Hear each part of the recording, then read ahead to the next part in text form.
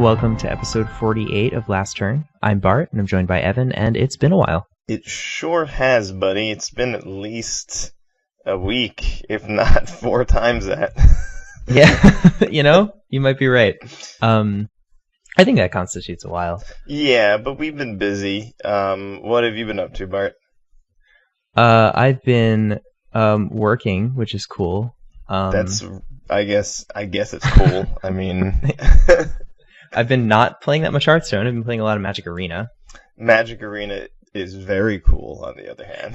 Yeah, so actually, I guess there's a little bit of a story. So I was playing Magic Arena, and I really liked it, and I was logging in every day, and then they just nerfed my favorite way to play. So now I'm not really playing a whole lot of Magic Arena. Yeah, that's only effective in Arena, right? That's not enforced in paper Magic at all. Oh, it's only in best of 1 in Arena, so you can still best of 3 with Nexus. Which is what I've been doing. Oh, that's so funny. I was like, alright, I'll play best of 3 to put this card back in my list.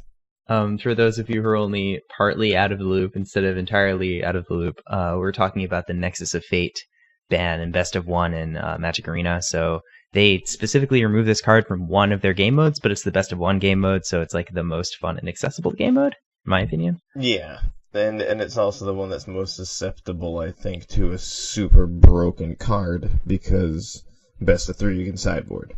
That's true. So anything super toxic, which is really what this was. It's not it was super powerful, it's super toxic to play against.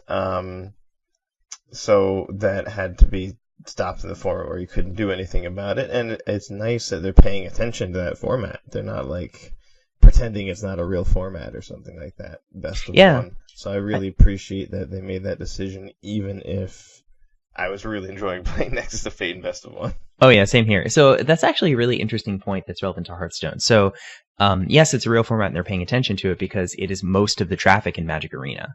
The vast majority of people playing are playing best of 1. I remember when they were leaving, when they were talking about leaving beta, or like one of their content patches maybe a couple months ago, they had mentioned like axing best of 3 altogether. They were considering doing that. Yeah, I mean, I've enjoyed my best of 3 games. Sideboarding is fun, and it can also feel nice to have a chance to sort of redeem yourself against somebody. Yeah, it's Magic. It's the classic Magic format. Definitely has its pluses and minuses, but it's pretty interesting to see that best of 1 in Magic was so popular, even though the game wasn't designed with that in mind. You could make an argument like, oh, Hearthstone's really designed around best of 1. Like, the whole game doesn't have the concept of sideboarding. There aren't that many silver bullets in Magic and in Hearthstone rather. But even in Magic, people like best of 1. So Hearthstone was really onto something. Yeah, they were ahead of their time. For sure. But I think even a Hearthstone player would recognize Nexus of Fate is obviously a super obnoxious card. It just lets you take another turn and it shuffles back into your deck no matter what happens to it. Yep. Like, even if your opponent makes you discard it, it's like just like you don't need to know very much about any of this to be like, yeah, that's very silly. Yeah, it's dumb. I mean, that ends up like they put that line of text on the card to prevent you from casting it from your graveyard, which could like really stop a lot of other degenerate shit in older formats. But I mean, in standard, it has its own problems when it just your deck always has 4 of this card or 3 of this card. Yeah, there's other ways to do that they could have done, like exiling it on cast, which they've done with a ton of other cards. Oh sure, yeah, that would have been good. So I think also, since we've been gone, Hunter's Mark used to cost 0 mana, and now it costs 1, right? I think it costs 2 now. It does cost 2 now. They nerfed it again. Yeah, dude, that card's gotten wrecked over its lifetime. Yeah, there's only a couple of cards. I mean, I guess the number's increasing over time, but there's only a few cards that have been nerfed more than once, and now Hunter's Mark joins that party. It's a pretty fancy party. It's got Warsong Commander. Warsong Commander. Yeah, of course. Yep. Very important. Cavern of Souls is what I was going to say. Oh sure, of course. Or Caverns Below. Caverns of Souls. Yeah, you've done this before. Oh, yeah. Caverns of Souls is the Magic card. And see, I don't even have one of those. Like, I've never played that card in my entire life, not a single time. That's funny. The Caverns Below the Souls. Yes, Caverns Below the Souls. So, yeah, I mean, Hunter's Mark got nerfed, Equality got nerfed. So the Equality nerf is painful. I mean, you know, we have to litigate this a little bit since we missed our opportunity. It used to cost 2, now it costs 4. You can thank Genn and Baku for that. Yeah, they couldn't make it cost 3 because Odd Paladin's a super dominant deck. Yeah. And it would have gotten this amazing card that up until that point it would not have been able to play. Yeah. So they had to skip a number. So that's an example of Genn and Baku affecting their game design. And yeah, that's it something harder to solve those problems.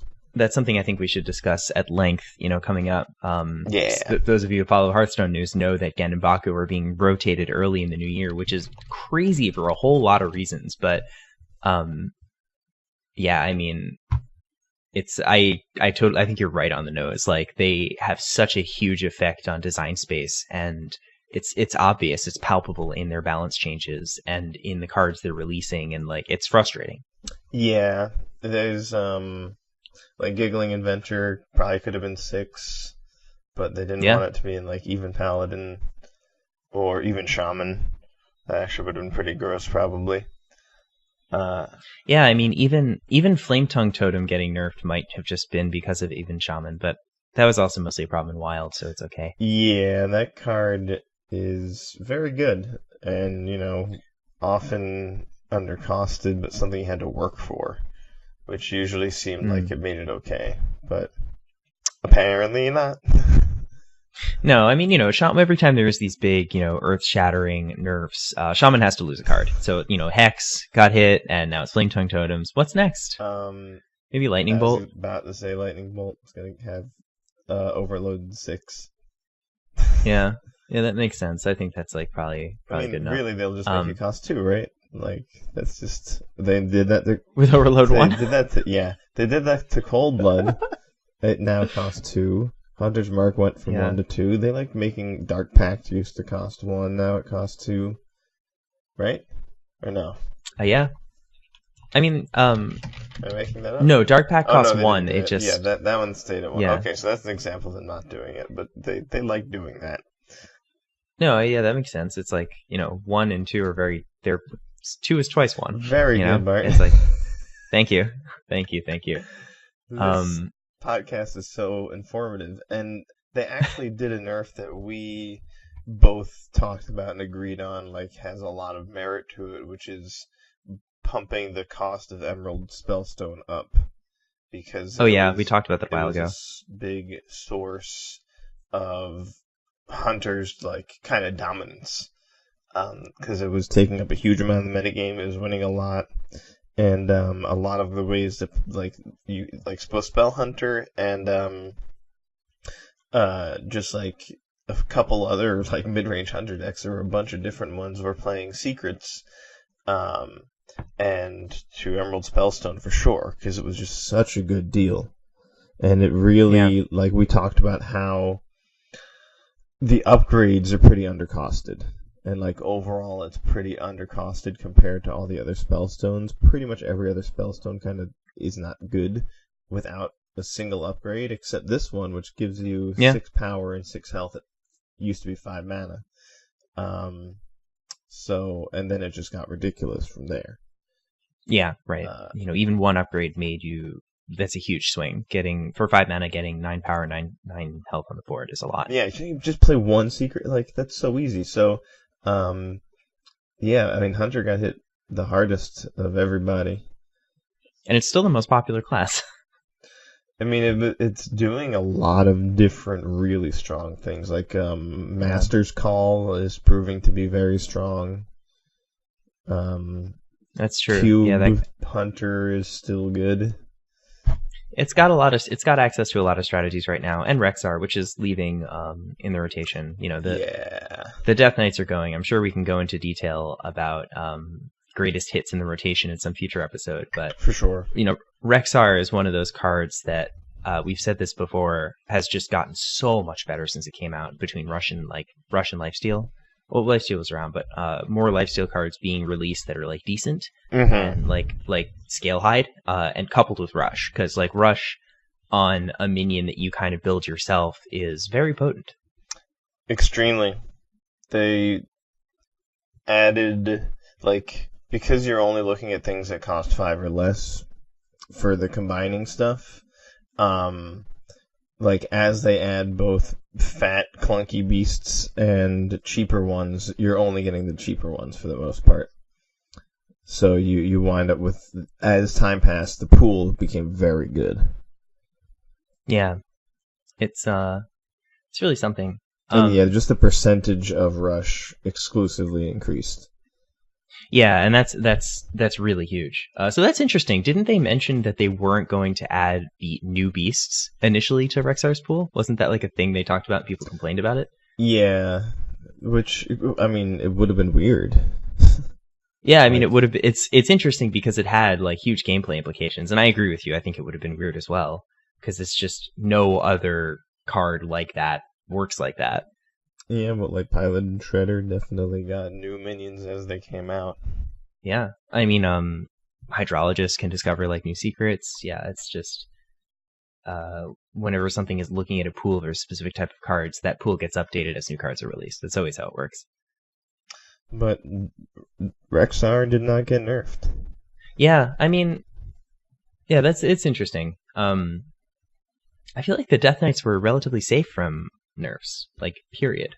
I was just thinking, I don't think a single one actually got nerfed directly as far as I can remember. Yeah, I mean, they all caused, or not all of them, but many of them caused problems, and many of them were in decks that got nerfed, or like are centerpieces of decks, Anduin being an example, Gul'dan being another example, Q-Block got nerfed. Yep. But, yeah, I don't think any of them themselves received a nerf. That was probably not an accident. Yeah. Those cards are supposed to be strong and different. You can only use one copy of them. Nerfing Emerald Spellstone, you can argue, is just going to be twice as effective as nerfing a legendary card. I agree with that. I think that's a really good point, that nerfing a non-legendary card is going to have it is going to impact more games because it's harder to build around a legendary card, so even if that can feel like the most powerful card in the deck, it is probably not the most influential card in the deck. And maybe it should be as legendary. Like, if you're going to, like, choose between nerfing something that's legendary and something that's not, well, you should, ideally, for a bunch of feeling-related reasons, and also some logical reasons, nerf the non-legendary thing if you can. Yeah. If the real problem is a legendary card, sure, nerf that, but... it's rarely like that. Yeah, like, Emerald Spellstone is really one of the reasons why, like, if you're playing Rogue, every turn 5, you're just like, do I lose? Yeah. And then sometimes you do, because they just have that card. So let's formally move here into discussing Year of the Dragon. Yes, the Year of the Dragon. How friggin' awesome is that? It's very cool. So Year of the Dragon, right out the gate is an absolute massacre. There are 9 cards going to the Hall of Fame, which is an enormous number. 3 times the usual amount, I think. Yeah. Maybe it's only 3 more. I think they did 6 at least once. Yeah, they did 6 on the first time, and then 3 every time thereafter. Maybe? That sounds about right. I mean, I don't think it's happened enough for there to be like a precedent. True, or not much of one. Very true. Yeah. But very true. This is still the highest number. It's still an unusually large number of cards to be affected, during a rotation that are not simply being rotated. Yes, like really pretty stunning, and it's like the ones that aren't classic cards. It's like they're rotating a year early. Is basically how it feels. Yeah, which was like. Seemed like it probably would be a good idea for a while, actually. Yeah, it makes sense. I mean, I think the community caught on to Genn and Baku being an issue in the last maybe 5 or 6 months, and it's clear that they are. Probably a little later than that, maybe 3 months. But still, yeah, they're clearly causing problems, and I think the problems they cause are not just like it's not just in the cards themselves, or even what they do to decks, but what they do to the designers and what they do to the metagame. And like, I feel like these cards stifle creativity both for the designers and the players. So their very existence makes the game worse. And that's just like, even if the most powerful decks are not Genn and Baku decks, the fact that these cards are around makes it harder to make Hearthstone, and it makes it harder to play it in a fun way.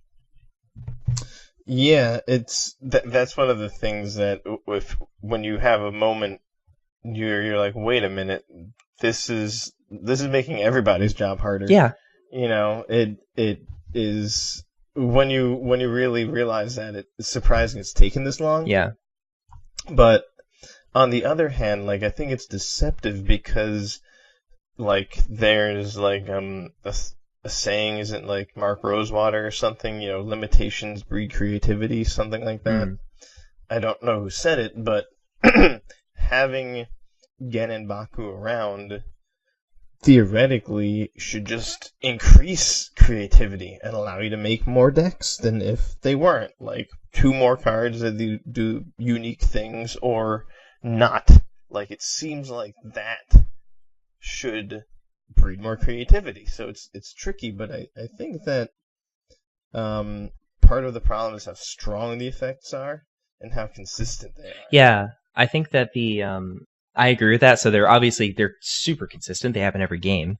And, you know, so the way your deck works is going to be different from your opponent's from turn 1 because your hero power is transformed. And in a way, like, that, I think that homogenized a lot of these decks. So, you know, odd paladins and even paladins kind of looked the same. Like, odd and even didn't necessarily look the same, but all the odds looked the same, and all the evens kind of look the same too. It's just like some kind of top-heavy mid-range deck in even versus some, you know, aggressive go-wide strategy in odd, and that's always how it is. And even a lot of the even decks across classes kind of look the same. They started looking, because, like, you know, there are going to be neutral legendaries at certain even mana costs that are going to be really good, and the deck wants to run them, like Lich King. And, you know, within your class, you're going to have some, you know, even cards that you want to play. But I think that ultimately it didn't cause creativity despite being a restriction, because it led to just homogenous strategies. Yeah, that's a good point. I guess it's almost like there became so few answers to the question, how do you build an even deck, how do you build an odd deck? Because you're right, a lot of decks would be very similar looking. Odd paladin, an odd rogue, even paladin, even shaman. What's the, you know, like, you got to make a deck of 30 cards. With Baku again is 29. You know, when you're asking the question, what's the best card I play for my first card, you have many options. But if you have Genn or Baku, you have half as many, right? Right. At least. So all of the deck, everybody, it's a lot more likely that the best cards will be the same cards for a bunch of different decks when you significantly cut down the pool. Yeah. So that's and ultimately that's where that homogeny came from, which is lame. And you know, it's like, it also seemed like it was going to be way more of a punishment to build your deck those ways, but it turns out it wasn't. No. And the paladin upgraded hero power, making 2-on-1s, the rogue hero power getting that more powerful weapon. It turns out those were just like super good for an aggressive strategy, and it like barely even mattered what the cards in your deck were. So the fact that was just happening every time very effectively, unless you like planned a strategy that could beat it, you would always lose to it, versus every other deck which draws random cards. And sometimes things don't work out. Yeah. And sometimes you don't get to make 2-on-1s mana efficiently every turn because you didn't draw well, but that wasn't something that they had to deal with. So that's kind of also that wound up making things more homogenized. They would just do the same stupid thing every game. Yeah, the games would look the same. I think that's a really excellent point. And I think the odd decks lend themselves to aggressive strategies because 1 is an odd number, so and 1-drops in Hearthstone are really good, and they're really good in aggro decks. So you got to just play, the suite of available available 1-drops, and there are many great ones like Firefly and Argent Squire. So you get to play these cards, and then just like always have a 1-drop, or like most games have a 1-drop, and always have your hero power every single game, no matter what. You'd be able to do a turn 2 play that's great, that is like on rate for playing a card, but you didn't spend a card on it. Yeah, like if you made Lost in the Jungle cost 1 more mana, but it said draw a card, that'd be a spicy Magic card. Yeah, it'd be crazy. So these cards created homogeneous games, and they created homogeneous decks. There were very rarely was there a class that could have 2 different versions of its odd or even deck. I think Mage is actually one of the only examples that jumps to mind. You could have the aggro odd or the control odd. Even then, there's still a clear better deck. Yeah, and it made it really hard for them to. I think it's hard to see. It's hard to observe how these cards make it difficult for designers. We can only ever really speculate about that, but I think that the clearest signs are in how they adjusted cards. So we mentioned this earlier in the episode, but equality going from 2 to 4 is almost certainly to not give equality to Odd Paladin, this actually exposes a problem with the classic set, because now you've changed a card that will affect every standard forever because of a card that was temporarily in the game. Yeah. But even more than that, like this equality was changed. It was over adjusted. Like it was. I don't know if it's playable at 4. I actually don't. I have no idea. And it's still a really powerful effect, and there's not much else Paladin can do like it. So at the end of the day, if you're not playing aggro, you're playing some sort of, or mid-range playing control, you're going to use equality, I think. You might be. I mean, there's still shrink rate, with though. Pyromancer. Yeah, but shrink rate doesn't kill that stuff. Like, That's a true. Lich King is still a Lich King. Yeah, that's true. I mean, it kills them as much as equality kills them, but it also it does a little bit more like alone as a single card. And turn 6 you can pyro equality. That's true. Better than turn 7. It's worse than turn 4, but yeah, that's true. That's true. Good times, man. Yeah, so that nerf hurt the most by far. Yeah, seeing that one is really, really painful. Yeah, so this is these cards had serious effects on what they could do. I think Evan and I were talking about this before the episode. My hypothesis is that the reason they had to nerf both Wild Growth and Nourish is so that they both didn't end up in odd or even. Yeah, which is once again unfortunate. Nerfing 2 classic cards. So one of them's basic, right? Wild Growth, I think, is basic. Yeah, it's basic. You're basic, Mitch. And it is now permanently changed for what is apparently a very ephemeral card. We thought we would maybe have them for 1 more year and that'd be it, but nope. These things are moving out next rotation, but Wild Growth costs 3 forever. Like, maybe, I mean, Druid was too good. Like, we agree that some of Druid's cards had to be nerfed, but it seems like it wouldn't have been a problem.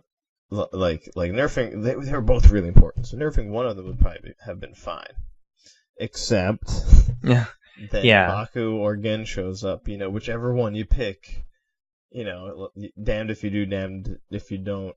Like, whichever one you nerf, one of those 2 legendaries will show up in Druid. I mean, I was playing Baku Druid before the nerf, and I was playing Nourish, and then I played the same deck after. With Wild Growth. That's awesome. It felt okay. Yeah, I'm sure that wasn't, I'm sure it wasn't the worst. I mean, I think I'd prefer Nourish if I'm going to have any one of the 2. But yeah, that ultimately I needed to add more draw effects because can't play Nourish or Branching Baths. But I started playing the 1 mana Raptor Loa thing. You don't know this card, the Spirit of the Raptor. What the hell is It's that? 1 mana 0/3 with stealth for 1 turn. After you love it already. After your hero attacks and kills a minion, draw a card. Oh my god, that's so stupid. But my hero power is +2/+2. Yeah, your hero power is brutal. So, and it only costs 1, and it can usually cycle itself. Sometimes it draws me 2 cards for 1 mana, and it gives me 3 health. You know, like I'll take anything in this deck. But yeah, when I first saw the nerfs and I saw Wild Growth go up to 3, I was like, yes, yes. And then I went further down, saw nerfs, like no, Yeah. no. Yeah, that's the worst. So it's it's unfortunate, but I think that reveals how the existence of these cards affected design, because now they have to consider like, oh, these cards exist. We can't print this. Like, if you imagine that a card has some ideal cost that's like some function of what the card actually does, and that's like, okay, this is how much mana this card is worth. We can print it at lower than that, and it would be a pushed card, or higher than that, and it'd be a bad card.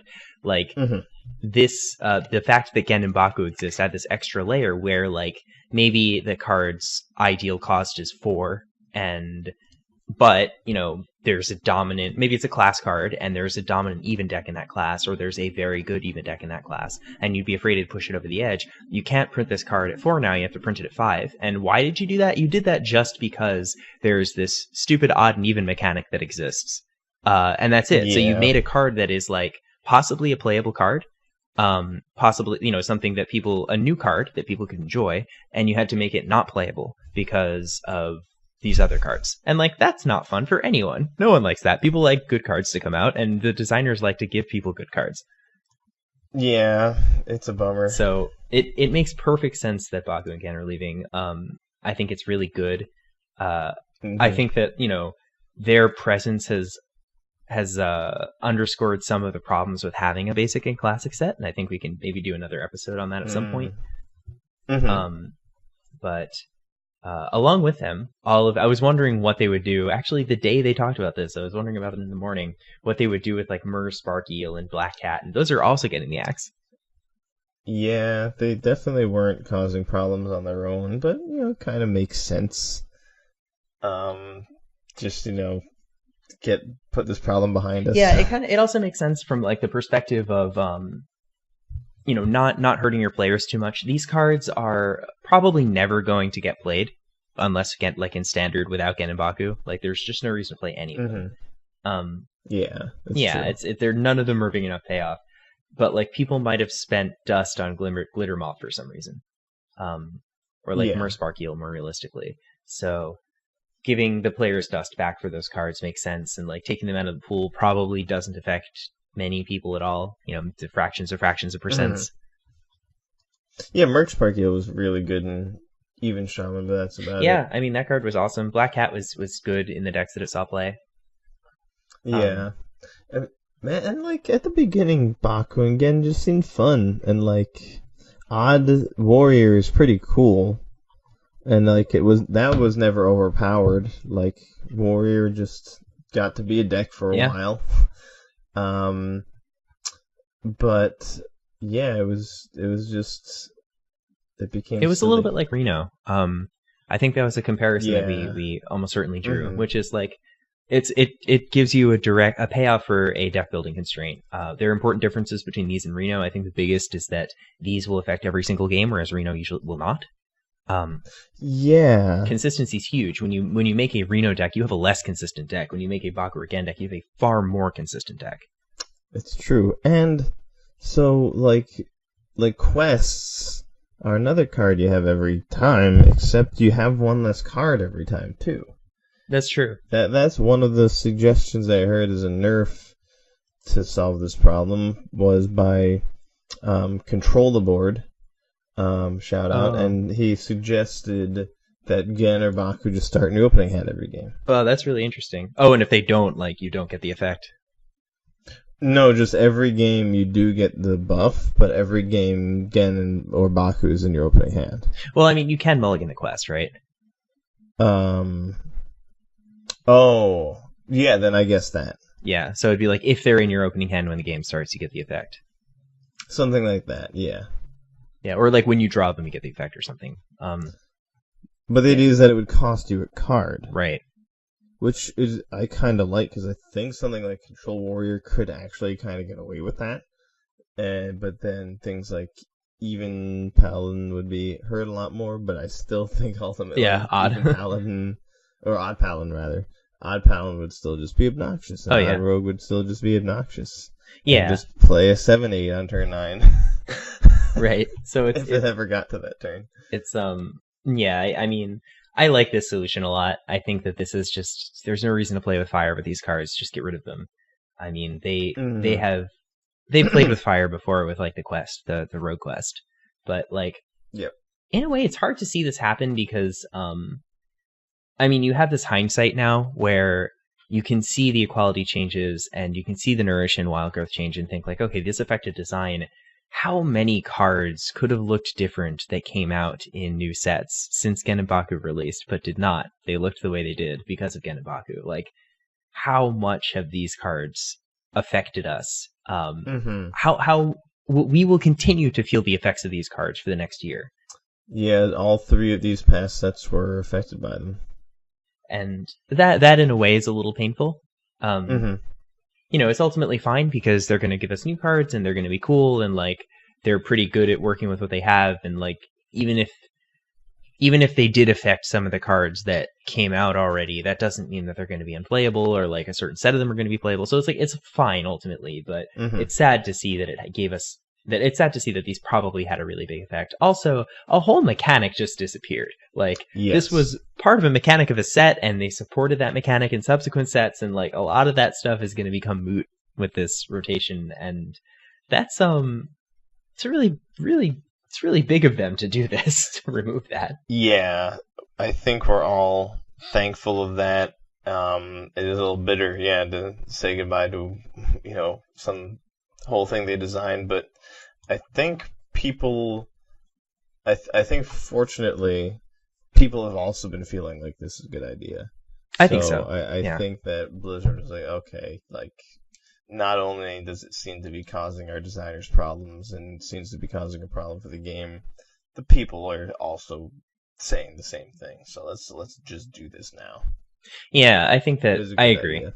I agree with that. I mean, I think the community was really stuck on these cards being a problem, and I think they're right to some extent, like for all the reasons we discussed. So it's fine to let it go. It's unfortunate to know that like because of the toxic effect these had a toxic effect on the design, and they had a toxic effect on the game, and we're going to actually keep feeling that, despite these cards leaving. But some other cards are going to the Hall of Fame. Yeah, this is also like, this is probably more jarring because you would have thought that all that stuff would have been enough, but they're sending Naturalized, Doomguard, and Divine Favor, 3 class cards, all to the Hall of Fame. It's seeing Naturalized go is vindicating because their rationale for this is that Druid's supposed to have a hard time removing minions, but like no, Druid's the best at everything, so it's actually just had a 1-mana hard removal spell. Seeing them get rid of that is like, okay, cool. Like they acknowledge that they created a monster or a beast. And so sending that to the Hall of Fame, I think, makes sense, like for maintaining Druid's class identity. Unfortunately, I don't really know what's left of Druid's class identity right now. Trees. Nature. Oh boy. Yeah. I mean, ramping poorly. Yeah, that's true. And beasts. They have beast stuff happening that's like similar but different with regards to Hunter. Yeah, I mean it's different. They're different cards. The neutral beasts are going to be the same, and like so actually I'm gonna miss Hadronox so much. What was that?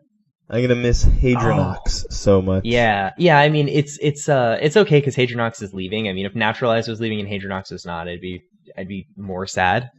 Yeah. Just because it'd be like, yes, I used to be able to play you and do something ridiculous. But I love that deck. That deck is really cool. That's a fun one. Yeah. So it's I mean, I don't know. I have thoughts about tribal synergies as a class identity. I think that there's only so many ways to do tribal synergy. Like you basically have minions that make each other stronger, and you get paid off for playing a lot of one type of minion. I think that lends itself to making the same types of decks. It lends itself to aggro decks. So doesn't always have to be the case. I think it often is. Like Zulok with Demon Synergy or, Beast Hunter or whatever. These are the same decks.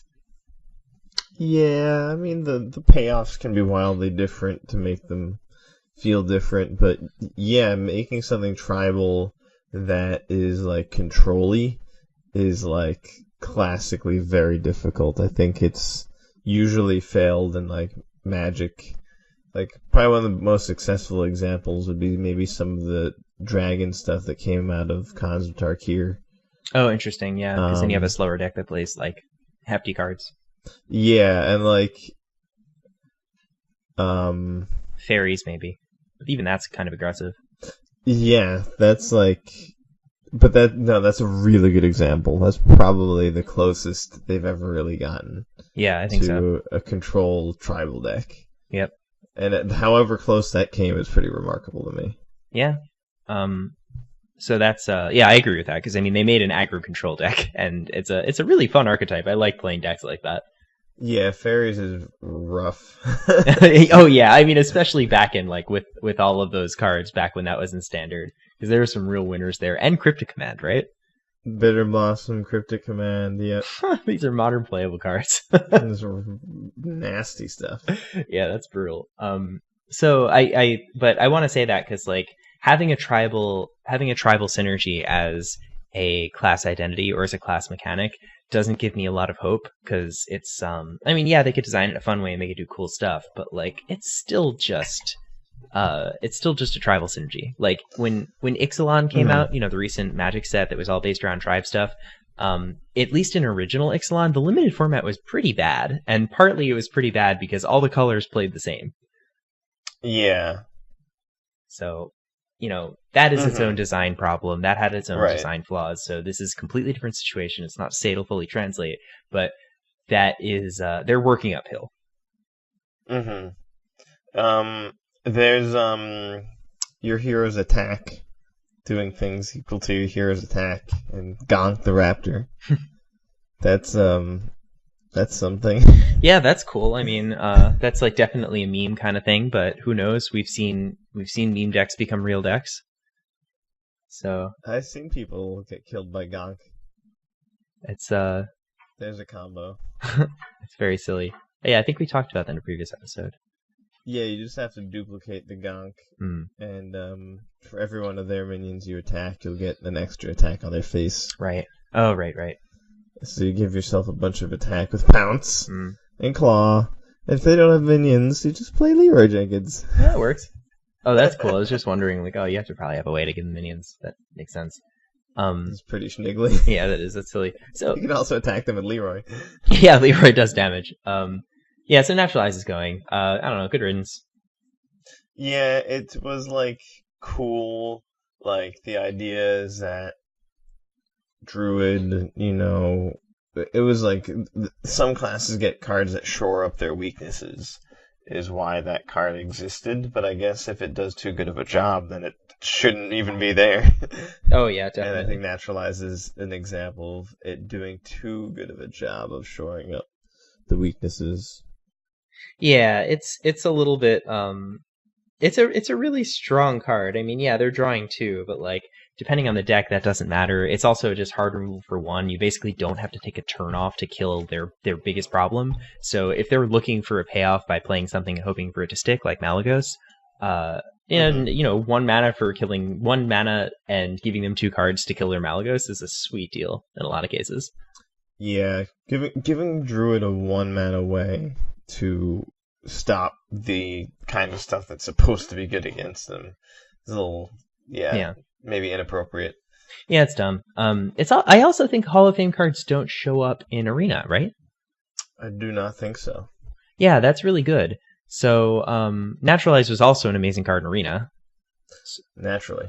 Yeah, I mean, where tempo mattered so much, just having a 1 mana hard removal spell, even if you're giving your opponent 2 cards, is like often enough to just win the game by a mile. If you get to like not take a turn off, develop something, keep your board, and hurt theirs, that's really good. Yeah, usually the value you get out of the tempo is worth way more. Yep. Like, it's worth the game. So that's good. Yeah, that seems totally fine. I liked the idea of behind it. Like, I liked Mulch. Mulch was good. Mulch was not overpowered like some of the slower Druid decks. It was 3 mana, destroy minion, add a random minion to your opponent's hand. Oh yeah. So I like that, and I think that was fair. And I like that kind of idea that a class can have cards that, it does a different thing. Naturalize it. The idea is that it, sort of recycle the minion into cards in your opponent's hand, but this one's just too good. Yeah. And also the idea behind Doomguard was cool. Like this really high cost, not only you pay 5 mana, but 2 random cards, super restrictive, cost, but a great reward. You get to attack with your demon immediately. But they're basically just saying that that's not really what Warlock is supposed to be doing. Yeah, I think so. I think that's okay. Yeah. I think this is part of a long-running effort to phase charge out of Hearthstone. Yeah, he was one of the charged minions that I always felt pretty acceptable. But even still, yeah. Well, I was gonna say with Goldon leaving, I feel like if Doomguard was a problem, he won't be anymore. So, is the weapon also leaving? I have no idea. I'll check, but I don't think that's enough on its own. Yeah, no, I agree with you. I think you need Goldon in the weapon, but Skull of the Manari is from Kobolds and Catacombs, which I think is safe. Let's find out. This is an important thing to know if you're going to talk about Hearthstone with some authority, and I definitely just don't know it. I think I've looked at the standard rotation article on Hearthstone Wiki so many times. It's just it's so easy to forget for some reason. Yeah, it's funny because in this game it's consistent. Whereas in Magic, the standard rotations have been changing so much over the last couple of years. It's acceptable to not know that, but this is less acceptable. Yeah, it's basically random in Magic. Yeah, for sure. So yeah, we lose Kobolds. We lose Ungoro, Rip, Knights of the Frozen Throne, and Kobolds. Oh shit! Okay. Yeah, I don't know. Good riddance. Those are really good sets. Yeah, but Doomguard was not going to be a problem anymore. So I think that one's kind of stupid. But I have all right. I'm going to push back a tiny bit. When there's Zulok is something that it shows its face every few expansions, and it's been like that since the very beginning. And Doomguard's in all of them.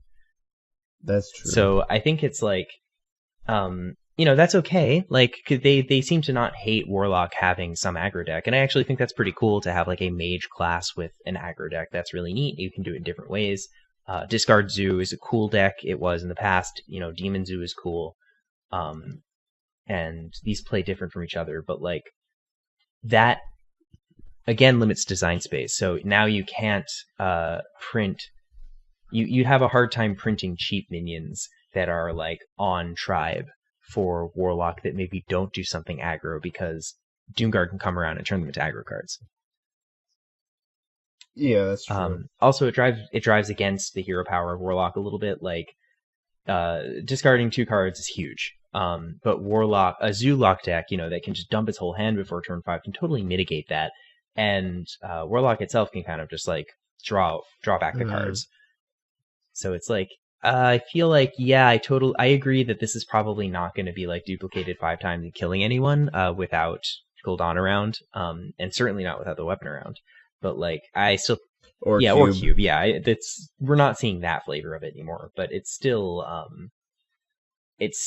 something that could be duplicated, that could be copied, and will just be a perennial part of any aggro deck. Yep. Always something they have to worry about. And yeah, you're right. Part of the identity of Warlock is that they would have a bunch of cards, really no matter what they're doing.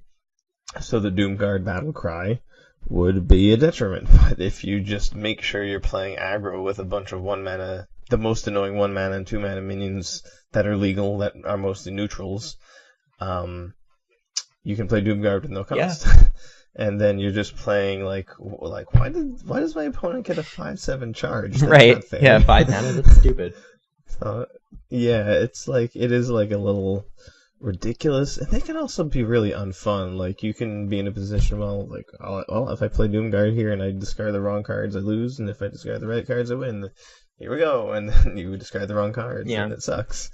That's not like No, fun. that's not fun. It's not a good gameplay loop. Also, like again, there's like that whole you have to pay attention to what you don't see, which is unfortunate. Like they're making design choices with these cards in mind. So the fact that they're removing Doomguard could just mean that we have some really cool stuff coming that would be broken with Doomguard. Yeah, like the reviving demons, like that seemed like resurrecting demons. Doesn't that seem like a totally sick, awesome, fun thing to do? Yeah, there's something that summons copies of the demons you have out, but something that was like, priest's eternal servitude or something, a minion with that kind of effect for demons would be really fun, really cool, except yeah, right. We just do it with Doomguard, just like with that's what Gul'dan. Yeah, exactly. That's what Gul'dan did. Yeah, like now with Doomguard gone, like, and it probably has been affecting their ability to print, all sorts of demon interactive cards. Yeah, because I do think that they've done a good job coming up with cool tribal stuff. And I think they're trying to be creative with the Trent stuff. Like it's counting how many have died. Like it's about like you're building up a pile of dead trees and you can recycle them for Mulch Muncher. You don't buff them, you upgrade them into ancients. So I think they're trying to be creative and at least sometimes succeeding. And I think they can definitely do a good job with demons. I don't know if they have ever really. Like Crystal Weaver was sweet, but it's also very boring. Like you said, it's the absolute most boring possible thing. But maybe with Doomguard gone, yeah, they can do some cooler stuff. Yeah, I mean that's the hope, right? Is that by removing this card, it's really for them and not for us. But because it's for them, it's also for us. So I'll take it. Yeah, I'm not. I've lost to this card too many times. I'm not really that upset about seeing it go. Yeah, and it'll still be wild if you can't control yourself. Yeah, right, exactly. You always have the option to do that. So the other card they have going is Divine Favor, which is interesting. Yeah, that's their 10 cards? It's 9. No, 9. Yeah, 9. So this is the 9th card, Divine Favor. Their explanation for this was that it's like it can be the most powerful draw spell in the game. And it's Divine Favor is one of the most cost-effective draw spells in the game, unquote. So to quote again, to better emphasize other classes' strengths and provide better control over the power level of future aggressive paladin decks, we are moving Divine Favor to the Hall of Fame, unquote. So yeah, it's definitely part of the reason the Odd Paladin is so ridiculous, and just other paladin decks which can be homogenous and boring and annoying that are just full of 1-mana minions. Right. And attacking your face, they can just be way more effective because of Divine Favor. Yeah, and this also means that cards like Crystallology and like the other, similar card whose name I don't remember, just like will never see play because you have Divine Favor. Just like why would you ever play those stupid cards when you could play this really good one?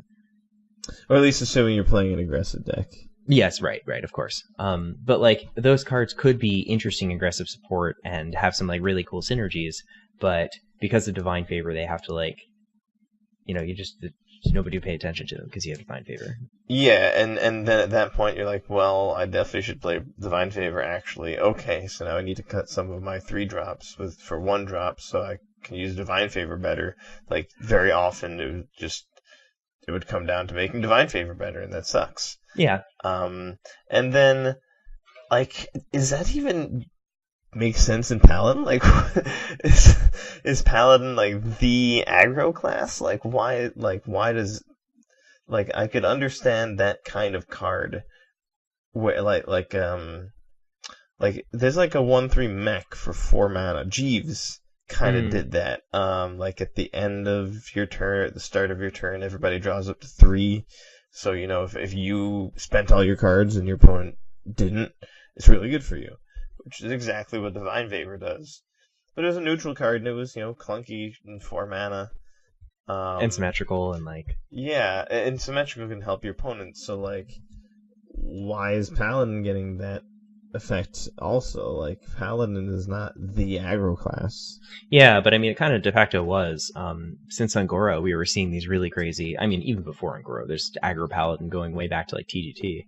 But... yeah, well, what I'm saying is that flavor-wise, I don't think it's supposed to be, especially if we look at a lot of the other cards. Yeah, I agree. But it was partly due to cards like Divine Favor. Yeah, and that also means, that undercuts, the synergy they want to make when they print, spells that buff minions. So when you want to improve minions, you're just going to, take those spells that create the most tempo and stuff them into your minion deck with Divine Favor. So, you'll take Blessing of Kings and Spikered Steed. And that's it. Why would you... Yeah, whatever's the most efficient. You're not going to play the quest. No, the last stupid. Kaleidosaur. You're not going to play, the potion that gives Divine Shield and you draw a card. Even though the card's playable, you just wouldn't play it in your aggro deck. You wouldn't play it in your Divine Favor deck. You wouldn't play Sound the Bells in your Divine Favor deck. You're just gonna... You're gonna take the ones that work best with Divine Favor and buff your minions, and you're gonna play an aggro deck and draw more cards than your opponent, play more cards and kill them. Yep. Once again, more homogeny is the result. Yeah, exactly. If you draw more of your deck every game, you're gonna have a game that plays out similarly. You're gonna be winning with the same cards at the very least. So it's good to see that go. Yeah. So I won't miss it. I'm down with all of these leaving. I mean, they're all strong, and I feel with the exception of Naturalize, they're deck defining or class defining in some cases, some unfortunate cases. So it's nice to see them be gone. It kind of makes room for new stuff to shine. Yeah, which is definitely due. Yeah.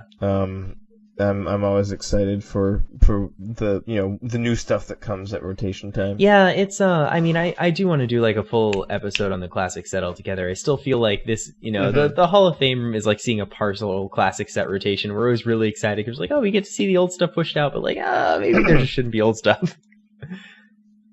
Yeah. Yeah, there could just be a completely different system. Yeah, I mean, there's I've seen a lot of proposals. I think people like Kibler have talked a lot about this and are proponents of doing something that's not the classic set. Doing an alternative to that. Again, we could spend a whole episode brainstorming about that. I think it'd be really fun. But yeah, definitely. Yeah, this is it's cool to see these go, and it's also good riddance to Baku and Genn. I'm very pleased about that. I feel like they were part of the reason that Hearthstone became very unappealing for me in the last year or so. Yeah, some of those decks were just so annoying. Yeah, they're it's annoying, and it's it didn't breed any creativity whatsoever. You could make your meme deck. You're I'm gonna play odd priest, but that's dumb. Or you could odd druid. That's very creative and probably the most creative example I've heard. But still, it's okay, I'm gonna be aggressive. It was still just the best druid cards. It was just any other druid deck, but I had to cut the even ones. Yeah, right. Yeah, I mean that's a druid thing though. Yeah, so it's good to see.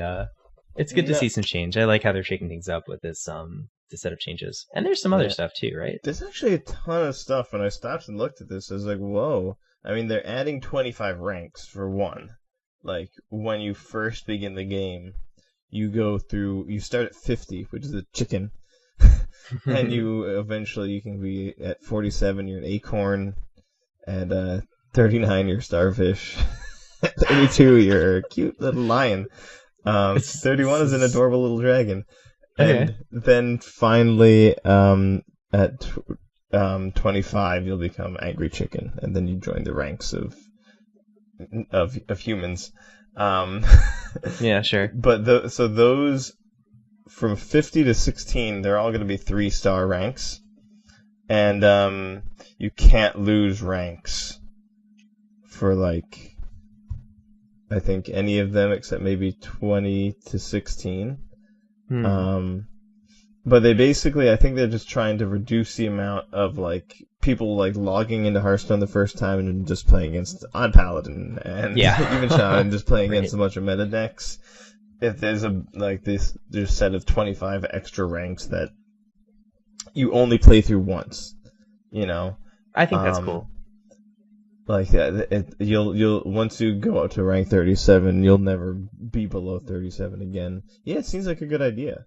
I think so too. I think for a long time, people have been saying that the new player experience in Hearthstone is really tough, and I think that's true of pretty much every card game. Like, because what somebody they have all the basic cards. Like they have a couple classic packs worth of cards. What are they going to do? Make a deck and go on the ladder? That's like the only option they have available to them. But that's going to become unfun immediately. Yeah, and an arena is really hard to do when you're new, and it's also is a gamble. So gambling when you know you're at a disadvantage doesn't feel like it either. Yeah, right. So it's nice to have options, but this is great. This is like. This is a way for them to have like new person ladder, which is awesome. I think that's like, it's late in life for the game. Maybe, I don't know, but it's good it's better late than never with this sort of thing. I'm happy to see that they're making this change at any point, because I guess especially as the game gets older, it becomes less accessible. So it's nice to see those changes, anytime. It definitely can become less accessible if they let it. So technically this is actually something they did like a month or two ago, but it's still like pretty fresh. Yeah. But I think it's a very good idea, and as much as we're talking at an elevated level of the metagame, we always want new players, and that's like the best when you find a new person interested in Hearthstone. That's the coolest thing. So the fact that they're paying attention to that is really great. Another thing for newer players, and for me as well, is the solo content. It sounds like they're adding a crazy amount, like a really long story that goes. It's going to be sort of like in how Magic would have a block of sets. Maybe it used to be 3, and all 3 would tell one long story from the first set through the third set. That's what they're going to do in Hearthstone now. Yeah, that's cool. And you can play the adventures, and you get packs as you go through. You'll also get a golden classic pack when you complete it, which is sweet. Oh, that's cool. You can kind of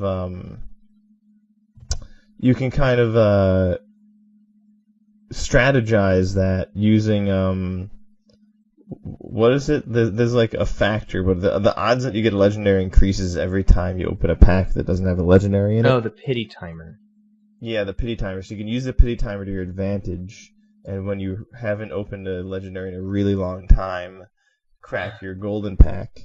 If you want a particular golden legendary that you already have, no, I guess that wouldn't work because it's golden. Yeah. But yeah, that's a way that you can increase your odds of getting a golden legendary. So that's neat. Cool. Apparently you're also getting a card called Zale Shadowcloak. I don't know what that does, but it looks like a lot of stuff. And you can do it all with in-game gold. Another thing I'm very, very happy about. Yeah, that's fantastic. I think giving more options for how to spend gold is really good. And I like how they've made the solo content as of late, like especially the roguelike stuff. I thought was really cool, and I think those are received really well, and they're kind of like recognizing that. That's exactly what they say, that a bunch of people were into that, and they're like, we're just going to go ham into that. It makes sense. Like, it's nice because they even have the A/B test, right? So, like, they do the pre-roguelike stuff that it does however it does. They do the roguelike stuff twice in a row. People like it. Then they do something non-roguelike, and they can actually compare how popular that was. If I had to guess, I'd say that the roguelikes are far more popular on release and after than the puzzle stuff. Puzzle's cool, but like, there's no replay value. Yes, they do not. They're like a mystery novel. No replay value. Yeah. You do it one time and it's fun and that's it. But like the roguelikes are designed to be like the most replayable experiences you can have. And I think they have been. I've been really enjoying both of them actually. Yeah, same here. As far as I'm pretty stoked when I get the quests for them. Yeah, me too. It's not like a drag like the Tavern Brawl quest. Depends on the Tavern Brawl. It 100% does, but most of the Tavern Brawls, at least in my opinion, are not that fun to play. Yeah, these past few, because the maybe the first one wasn't that exciting, but these past few, you basically you pick one of the 9 classes and have a pre-made deck, but you have a minion that starts on the board that's some kind of totem, and some of them do crazy stuff. Those are fun. Those are fun. I like those. I like this last one. The warrior one looked bad. It's an 08 with power equal to your armor. Huh. But it was actually like nasty. Like Weapons Project is 2 mana and it gives you 6 armor and a weapon. So you could just like destroy people out of nowhere. But Mage was nasty. Did you play Mage? I don't think that wait. It does something with spells. Oh, you get spell damage for the spells in your hand, right? Oh my god. Like, I was playing against another mage and they're just like playing all these cards and I'm just doing nothing. And I'm like, why are they playing these cards? And like turn 7 rolls around and I killed their only guy last turn and I play Greater Arcane Missiles, I think that's what it's called. Oh man. And I had like 8 spell damage, so I just did 33 damage 33 damage and killed him. That's awesome. Like, just from full dizzy. I had a bunch of spells and I played Unexpected Results? Oh man, yeah, that sounds freaking crazy. Yeah, so I don't remember exactly what happened, but it was like it was value for sure. I got a Mulch Buncher off of that. Wow. It was so good, just getting an 8/8 rush. Boom. That's filthy. Yeah, so it's those tavern brawls are cool, but yeah, the roguelikes are great. I really like them. So it's great they're embracing that. I mean, I think this update shows that they're listening really hard. Yeah, I like that. To me. They're improving Arena somehow. I don't care enough about it to read. But they're letting you reroll legendary quests. I don't know why you ever would do that, but yeah, now you can. I'm never gonna do that. Yeah, I mean it's there. Cool. It looks like they're gonna just change the way cards rotate in Arena. That's something that I think they've been trying to tune and figure out, which is cool. I think there's like a community of players who really like Arena, and I think it's smaller than the latter community, but like it's still a game mode, and it's still like a hard and skill intensive game mode. Oh yeah, very deep, yeah. Super deep. I would definitely be down one of these days to try and spend a lot more time playing Arena, and I've always felt that the rewards were like overall pretty good. Yeah, I think so. Though something I didn't know until right now, apparently if you play a game as Paladin in Arena and you know you play a long game and win, that doesn't count as a Paladin win. Like it will, if you go to your wins in your stats, it won't say you won another game as Paladin, and it won't get you any closer to Golden Uther. Oh, that's unfortunate. But they're changing. Oh, that's great. This update. That's really good. Yeah, I feel like I had no idea it was like there's that. no reason to deny the Arena players that part of the game, because like the constructed experience and the Arena experience are so different from each other. And it's still Paladin. Yeah. Like you still gotta pay 4 for your qualities. Yeah, I mean you're still getting you're still gaining mastery over playing Hearthstone. You're still becoming a better player. You're still like utilizing class identity and beating tough opponents. Like it absolutely makes sense. And I think you also get, like, every 3 games you get 10 gold. The Arena counts. When you need to complete quests, you can complete them in Arena. Like, why is this one thing not count? Yeah, it's bizarre. So that's a great, and I'm glad I didn't know about it till they changed it, because that would have made me annoyed. No, that's very good. So what else do we have? I guess the specialist format's something they announced recently. Yes, that's another thing that I'd be very excited to I'm excited to hear about it, because I haven't thought that much about it. I haven't gotten to like build anything with it, but I've been thinking about it, and it seems like a good idea to me. So in case you're not in the know, specialist format is like a new format of Hearthstone, kind of. I don't know if format's the right word. Like I don't know, competitive tournament mode. Yeah, sure. Well, you first need to know how tournaments currently work before Specialist really makes sense. Currently, almost all tournaments are Conquest with 4 decks. Almost all of them that I know of. I think some are 5.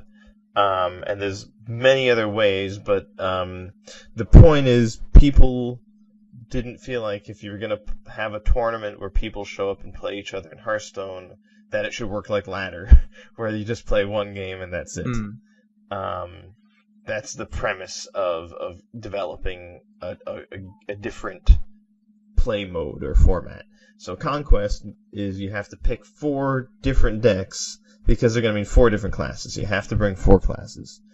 And I think it's like the first person to beat all 4 of the other person's decks wins or something like that. But you would always have 4 different classes, which was cool. You get to see, players play a bunch of different classes. It would promote a bunch of diversity in some ways. But this new format is called Specialist. So rather than Conquest, where you're trying to be the best at everything, and you need a set of 4 different classes that's going to, on average, beat the 4 other classes, you're going to be playing 1 class. So that's why it's called Specialist, which I think is really cool. Neat. I think that, a player players will start tending to bring specific classes the most. That obviously kind of happened with Conquest, but it's watered down by 3 other decks. Now people can really be the Hunter expert, the Paladin expert, and it'll mean something more significant. So you're only playing 1 class for the whole tournament, but you're still bringing 3 decks. Your primary, secondary, and tertiary decks. I don't know why they went with this lingo, but here we are. This is what happens when you don't have Ben Brode. You always play your primary deck, which is a 30-card deck, the first game. So you and your opponent will always play that primary list. Then both players may switch to either their secondary or their tertiary deck, if they want to. And the secondary deck and tertiary deck can both each have up to 5 cards different from the primary deck. So it's sort of like you have 2 decks that are pre-sideboarded with 5 cards, if you're going to compare it to sideboarding in Magic. So what does this mean? It means a lot of things. The specialization of certain classes I'm really curious, how it's going to look, because there's a lot of, counter picking in your class choices. Like, the classes you bring to a tournament in Hearthstone are really important. You'll either have certain advantages or certain disadvantages, but now you're only going to be able to bring 1 class. So you need to shore up all of the weaknesses with just 1 class.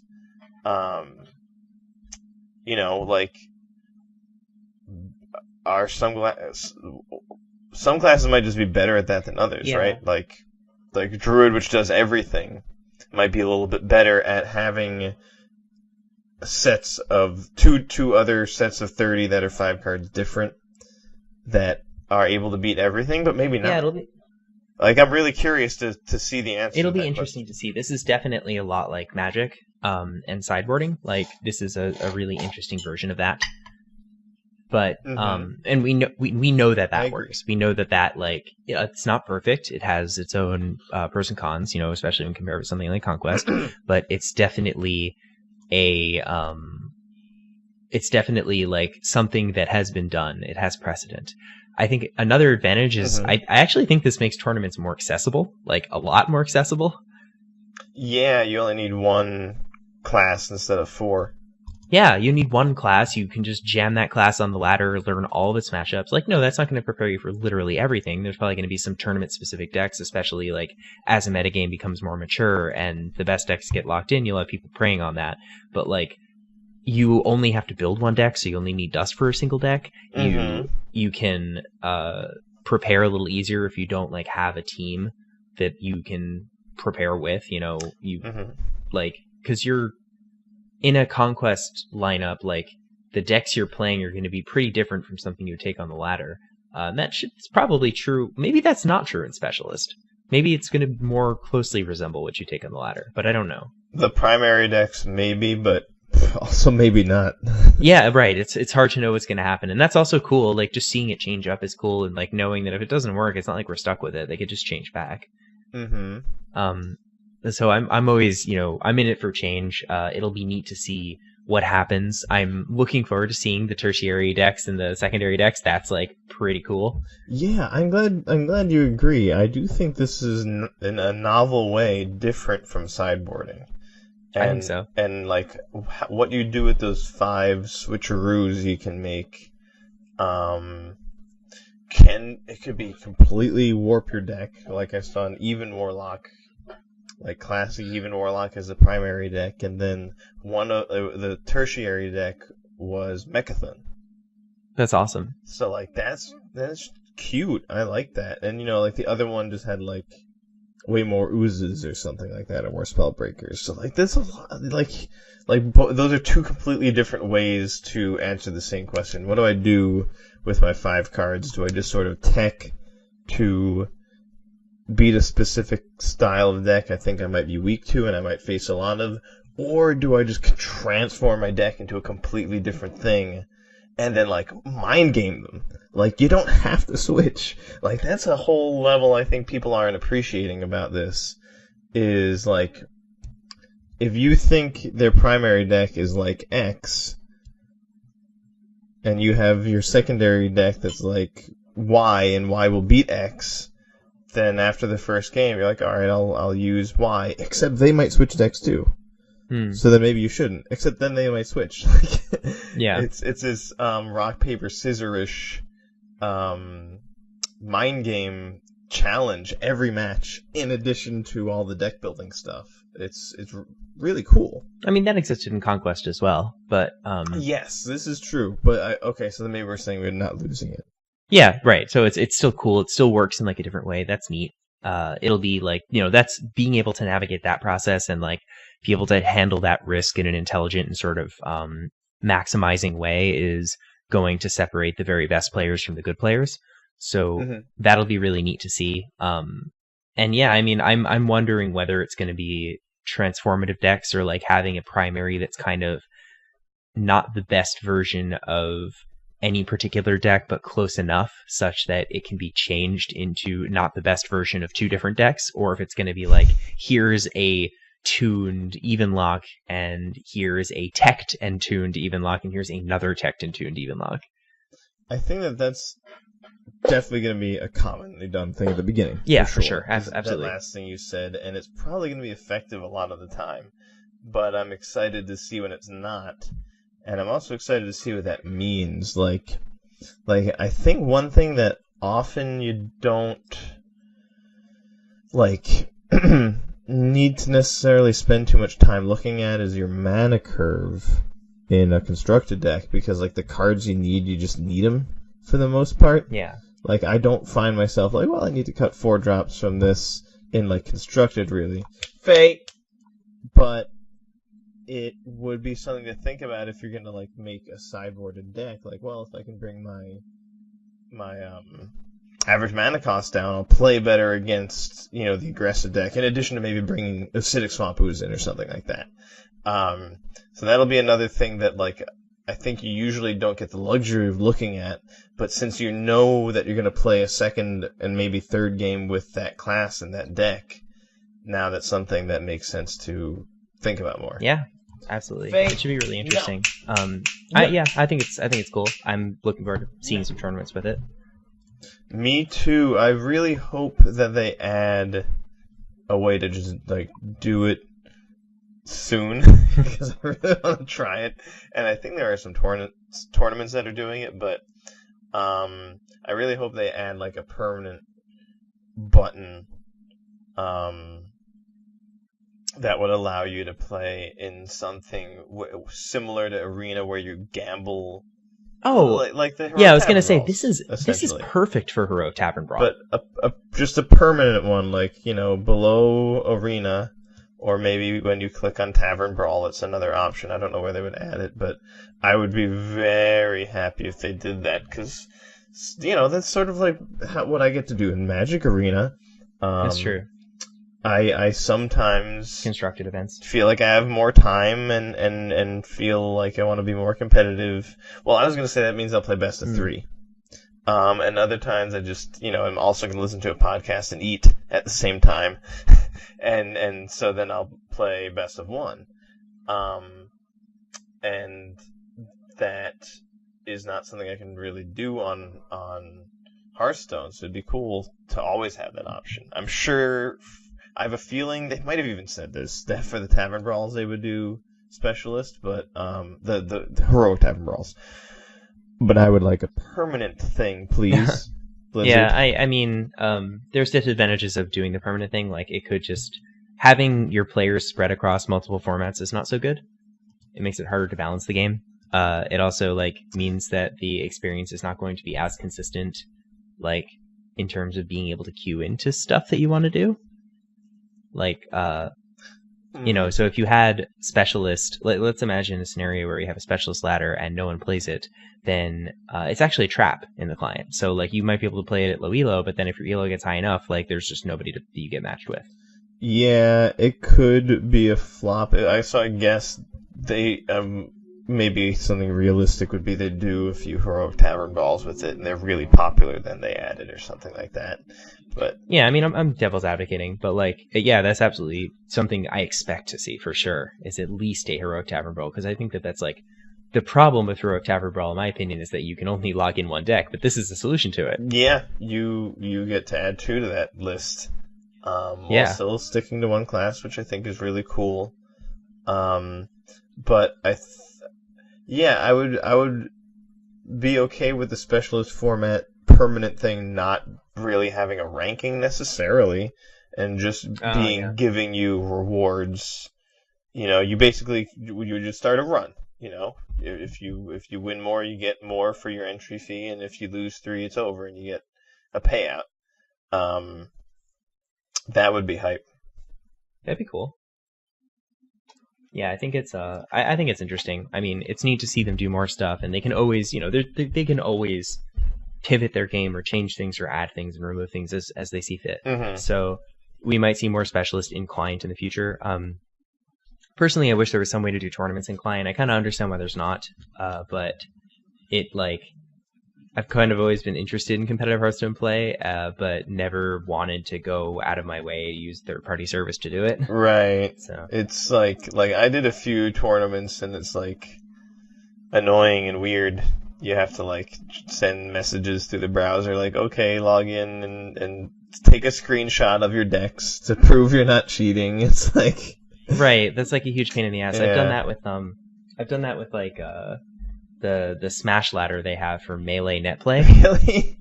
Yeah, there's I forget what it's called, but there is a ladder for Melee net play, and you have an account and it gets ranked, and it's a third party thing, and you use the Dolphin emulator to play Melee online with people. It's pretty cool. That is but it's just a pain in the ass. Yeah. So if there were something like that, that would also be great. I would love that. Yeah. Yeah, I mean, that'd be neat. But anyway, there's a lot of changes they can make, but they were already announced tons of them, and it should be interesting to see how they shake out. Yeah, I think all of the ladder changes and stuff were really smart. And, like you said, the Specialist thing could be not that popular or appealing to players, so they're probably going to need to dip their toes into it. But I'm really excited because one of the most common complaints I've now been seeing on Twitter is we need more ways to play with these cards. We need more game modes. We need something. We don't need more cards necessarily. We don't need less cards necessarily, though. Genn and Baku leaving, good idea. We need different ways to use them, and I think that's a really good idea. I think that Wild kind of doesn't cut it. No. Wild Arena and the solo adventures don't cut it. And, the weekly Tavern Brawl can be awesome. The past few have been awesome, but sometimes they're not. So something like Specialist is exciting because if it works out, that would be another way to do it. And if it does really look different from Standard, that would be really cool. Like there might be, different identities. I feel like there's still stuff buried in these cards. Oh yeah. That will maybe come to the surface in that format. You also mentioned accessibility, and you're so right. Think about it. Like, if you're bringing a deck to a Specialist event, you basically need to prepare for 9 matchups maximum. If you're playing Druid versus Druid versus Rogue, Druid versus Hunter, like those would be the matchups. Maybe a few classes can play more than one deck. Maybe some other classes have no decks, but let's just call it 9 to be simple. Maybe even, so let's call it, if you're playing Conquest, it's so many more. Yes. It's like 36. Right, if you have 5 classes that all have those matchups, yeah, absolutely. So, that's crazy. Yeah. I feel when I've done Conquest, every single time I just feel massively unprepared. After having played days doing nothing but playing Hearthstone, because I don't have all of, the deck's fully prepared for ladder, and so that's a very good point that I didn't think about. Yeah. That it's just going to be more accessible to everybody. Yeah, even at my most entrenched, and when I'm playing Hearthstone the absolute most, I feel like I'm an expert in 1 to 3 decks. Never really more than that. And that should be enough. Yeah, and I mean, it does, I think a counterpoint is that, these are tournaments, this is the highest caliber of play, it's acceptable to expect more. I totally agree with that. I think that's fine. But I think there are also other ways you can expect more from your players, and Specialist is one of them. Except that this is the floor. The floor is lower, both in terms of your investment, your literal cash investment into the game, your time and cash, but also, your time and practice. Exactly. Yeah. So it's pretty sweet. It's cool. I'm looking forward to it. And it's still, there's still a lot of interesting deck building questions. And maybe 5 isn't enough. Maybe they'll go up to 10 or 6 or 7. We'll see. That's like you said, they can adjust it or remove it or whatever. But they also have to play Hearthstone. Yeah. So the people that are competing at the high level of tournament players still have a lot of challenges to face. It's not like suddenly that's going to be easy. But I think maybe another complaint sometimes about Hearthstone tournaments is that they can be a little slow. The players playing slowly, and I think part of it is because of how much information they have to keep in their head. We were just talking about that with how many matchups you have to remember and be like, okay, and doing this matchup against that matchup, do I play this card now? There's going to be, I think, faster and probably more consistently good play in Specialist than in Conquest. It should be interesting. And so that I think I would imagine Specialist is going to be more fun to watch for a bunch of reasons, especially just the hype. All right, it's the 2 rogue experts playing against each other. That's going to be cool. Yeah. I mean, it's that will be interesting as well. I think that it'll give Hearthstone players a type of personality that they maybe didn't have access to in Hearthstone. Whereas, in other games, you think of League of Legends pros, you can associate them immediately with their characters. And this actually gives Hearthstone players an opportunity to have the same sort of thing, which is neat. It's fun. Yeah, I think it's really fun. It's meaningful. Yeah, I mean, even if there was some pro who every single set, no matter what, brought one class to every single Conquest tournament and placed, you might not know that about him or her. That might not be something you knew about that person, just because of the nature of the format. But in Specialist, it's going to be clear as day if somebody always brings Warlock or someone always brings Mage. Yeah, and so that will develop pretty quickly, I think. And also just I think with Conquest, in the finals you can have 2 people play against each other, and it turns out they actually have the exact same decks, but you have no idea because they just play them in different order. So it's warrior versus druid, and then hunter versus rogue, and then mage versus hunter, and like it turns out they actually have the exact same 120, or 150. Right, you would bring 5 and ban 1. That's so many. You know, that wouldn't really be a thing anymore. You can still have the same decks, but yeah, well, but then you would notice. I lost my train of thought, but that was my point. Is like, oh, you know, they both have rogue. That's going to be interesting. Who's the better rogue player? Whose secondary and tertiary strategies are better? Who wins the primary game? Like, there's substance to that, and then also, you know, like, you know, it's hunter versus priest. You know, hunter always, you know, crushes priest in this fake metagame that I'm making up. You know, there's going to be relationships between the individual classes. So when you know so-and-so is going to play against another so-and-so, and you see which decks they have, you can come up with an idea about that and think of who's going to beat who because of which deck they have. I think that's a lot harder to try and do with Conquest. Like, you try and look at what did the person bring to the Conquest tournament? It's this huge mess of 150 right. cards, Even if you tech one of your decks out to win a certain matchup, like, yeah, it's how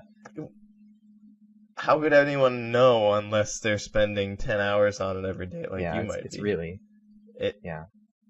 That's like, for me, one of the reasons why it was harder to be into what the tournament players were doing is because everyone's just made this whole mess of decisions about their deck lists, and I can't keep track of all of it, and I can't see it. It's too tiny. I guess to be thorough, there's the most obvious criticism of Specialist, which is like, in a mature metagame, like how many Warlock Dittos do you want to watch?